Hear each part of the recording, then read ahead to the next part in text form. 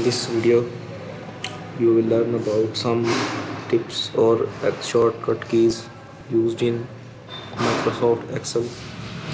So in this very first video of shortcuts or Microsoft Excel shortkeys, we will learn about four shortcut keys like Control A, Control C, Control U and Control V.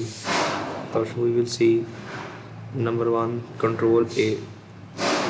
In order to proceed with Control A, we want to select all the data in Excel sheet.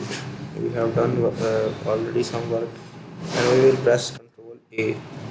This will select all the entire sheet which is worked out in this Excel sheet.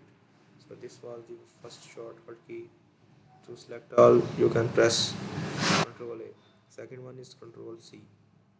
For example, I want to copy this whole bar or row.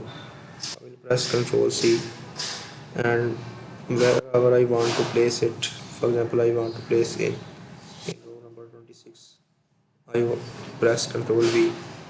Here comes our copied row. And next one is Control U. Control U means you want to underline some text written in an Excel sheet. For example, I want to make this whole row underline. I want to make it show some lines. I will press Control U. Here you can see that all the text or whatever written in the sheet is now underlined. And the last one is Control V, which we have already seen. If we want to copy some text or something written in the Excel, we will press Control C, and then we will press Control V. For example, here I want to place, I will press Control and V.